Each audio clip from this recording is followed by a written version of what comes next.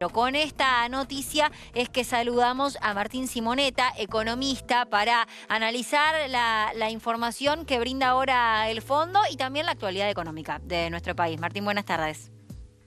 ¿Qué tal? Buenas tardes, ¿cómo estás vos? Bien, gracias por el tiempo. Bueno, una información que da a conocer el fondo en la previa al encuentro que tendrá mañana para definir el próximo desembolso, ¿no? ¿Cómo lo leemos?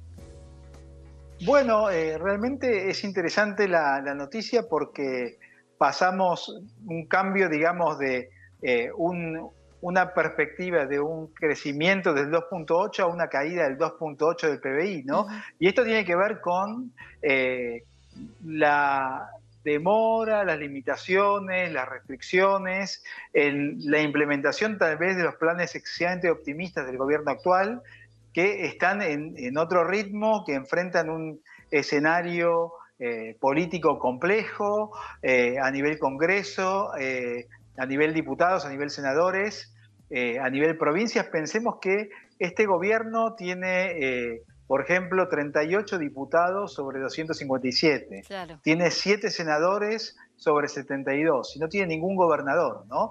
Con lo cual, el poder político, la capacidad de negociación es realmente baja y esto se reflejó en los últimos días, ¿no? En las concesiones, en muchos casos no admitidas, y los cambios profundos que ha habido en la llamada, por ejemplo, ley ómnibus, ¿no? Más Sí. algunas diferencias en términos de, digamos, la visión de la Corte, de distintas cortes de justicia respecto de la reforma laboral. Ujú. Me das el pie con respecto a la ley ómnibus para preguntarte por la quita del paquete fiscal. Ayer un economista, un colega tuyo, nos decía que le pareció un error por parte de los gobernadores insistir tanto en el rechazo al aumento de retenciones porque ahora las consecuencias pueden ser peores. ¿Coincidís?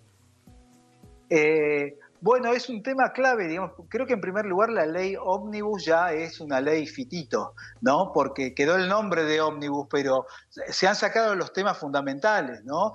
Temas jubilatorios, temas retenciones, han quedado temas que pueden ser importantes, pero no son los urgentes, ¿no? Ujú. Los urgentes que tienen que ver con los temas de emergencia en la cuestión fiscal que enfrenta la Argentina, con lo cual, pase lo que pase con la ley ómnibus, podrá tener un efecto para la población tal vez de mayor o menor importancia, pero los temas importantísimos no se tocan. Tengamos en cuenta que la mitad del gasto público nacional tiene que ver con las jubilaciones y el tema jubilaciones ya se ha sacado, ¿no? No va a Sí. estar negociado en la ley ómnibus, con lo cual ya no podemos hablar de un ómnibus. Sí.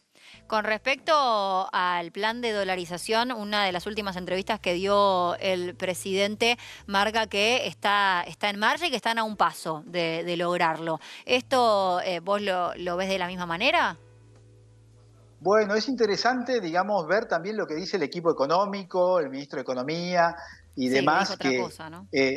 estamos muy lejos de una posible dolarización, muy lejos. Si bien es importante para el gobierno en el discurso hacerlo, mantener el sueño vivo, ¿no? Pero más allá de que esto sea positivo o sea negativo, políticamente y económicamente estamos muy lejos de la posibilidad de implementar una dolarización, y también fue uno de los puntos de acuerdo que ha tenido el oficialismo con los sectores del PRO, ¿no? A la hora de gobernar en esta alianza. Claro. En torno a eso, ¿tenés alguna diferencia con respecto a los datos que da el presidente? Él habla mucho de los pasivos del Banco Central, por ejemplo. Bueno, hay digamos, análisis un poco tal vez optimistas al respecto, pero cuando uno ve los números duros y los números sobre los cuales hay un consenso, vemos una distancia enorme entre la realidad y el deseo explícito de una dolarización, ¿no? Estamos muy, muy, muy lejos, ¿no? Ujú. Tenemos, y también en la alianza de gobierno, la dolarización se ha acordado que sea un tema como un objetivo, pero de mediano a largo plazo, ¿no? Sí. Por decir algo, 5 años como cerca. Sí. Pero tampoco digamos que sea factible. Funcionó políticamente la campaña, pero Claro. la implementación de la dolarización tiene costos políticos altos que la coalición política no quiere enfrentar. Claro.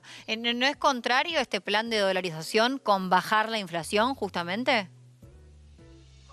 Eh, digamos que en otro estadio no sería contrario, pero falta muchísimo, digamos. Estamos muy lejos de una eventual dolarización, ¿no? O Sí. si se dolarizara hoy, el tipo de cambio, el dólar, sería un dólar altísimo, ¿no? Y tengamos en cuenta también otro factor que eh, eh, lo que es los tiempos políticos, ¿no? Cuando asume Sí. un gobierno y la pérdida de imagen positiva que se va dando día a día a medida que son los presidentes elegidos. Se habla siempre de los 100 días y los 100 días se aceleran si tenemos en cuenta estos niveles elevados de devaluación e inflación que tenían que ver con medidas que había que tomar por cuestiones atrasadas, pero se puede discutir la forma en que se están tomando, los efectos sobre los sectores medios Ujú. y si se cortó, digamos, el gasto público sobre la casta o sobre, Claro. o se licuó, se aplicó la licuadora sobre los ingresos medios y bajos de los que trabajan. Ujú. Con respecto a la salida del cepo, otro de los conceptos de los que habló el presidente, ¿ves una salida en el corto plazo?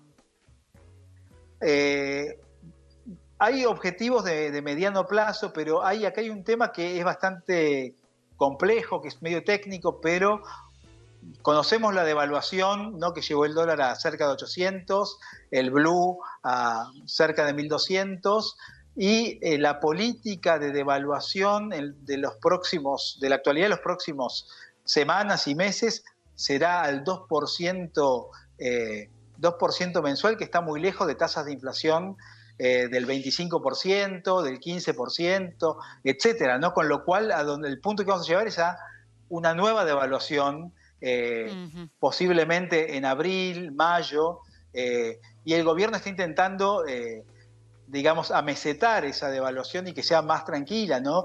Que coincida con los tiempos de los ingresos del dólar soja. Ujú. Hablabas de la tolerancia de la población con respecto a las medidas y pareciera que los aumentos más fuertes van a empezar a sentirse entre febrero y marzo, ¿no? En este sentido, vos coincidís, ya hablamos de aumentos en la tarifa energética, en el gas, en el transporte está frenado, pero podría ocurrir entre febrero y marzo también.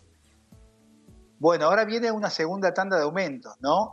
Que tenemos que ver, ya hemos visto lo que sucedió con la devaluación y los En efectos diciembre, sobre los sí. precios, cuando empezamos a ir a la verdulería y vimos que el precio del tomate pasó al doble, el precio de la banana, la cebolla, de la carne.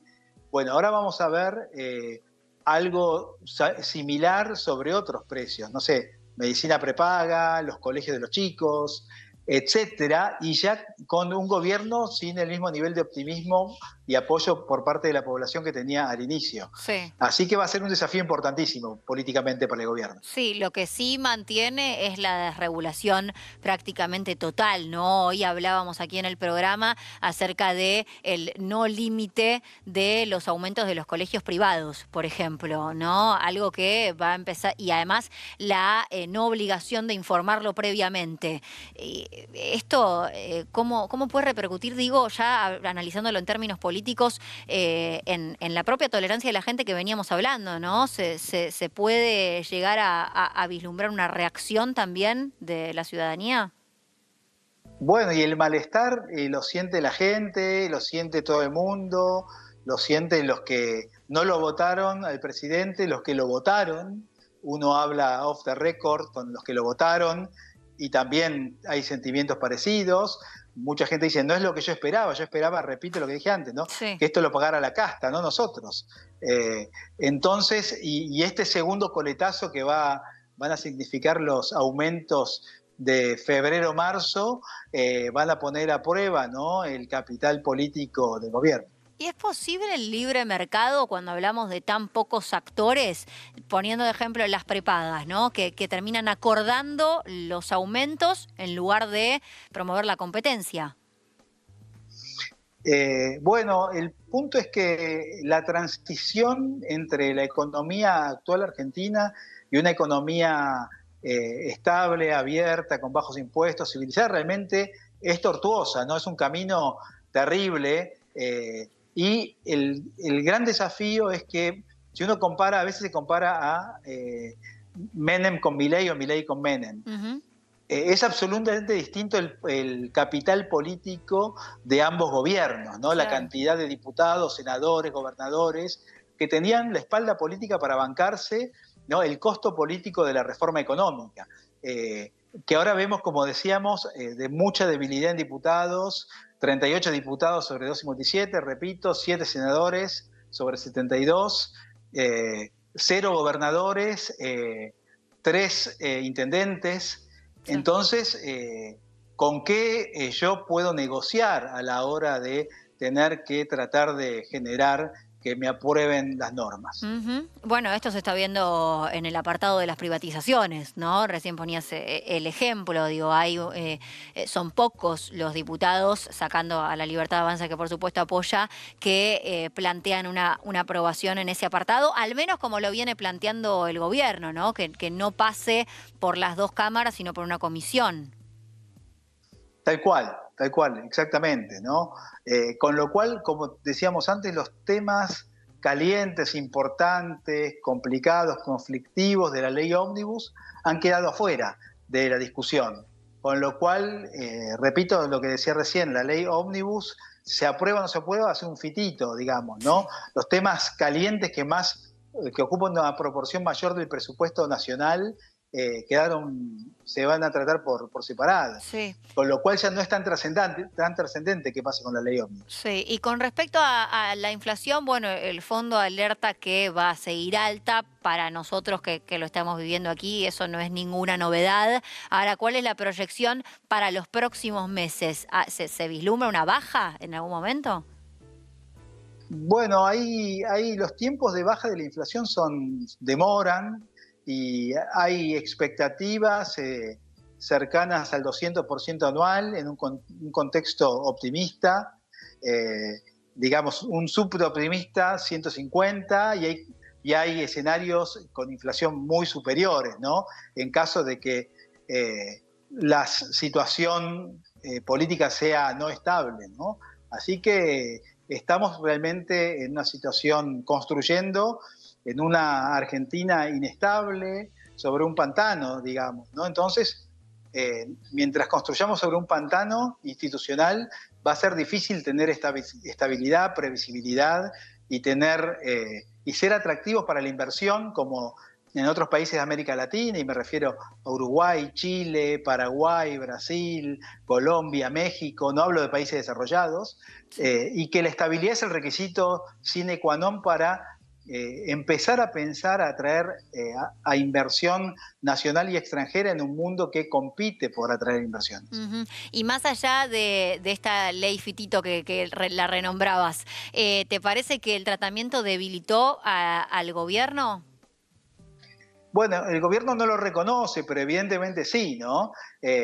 Sí, claro, fuertemente, ¿no? El tratamiento de la ley ómnibus fue una pulseada y vimos que se dice no cambiamos nada, no cedimos nada, eh, pero evidentemente ha implicado cambios, retrocesos, revisiones, aplicación de plan B, plan C, plan D, ¿no? Mm. Así que, no digo que que las reformas no sean positivas y necesarias, pero digo, para hacer las reformas que hacen falta hay que tener capital político, que a Sí. veces se ignora la necesidad de capital político para ver qué capacidad tengo yo como gobierno para implementar las políticas que quiero implementar. Martín, muchas gracias por la comunicación. Por favor, un placer enorme. Igualmente, hasta luego.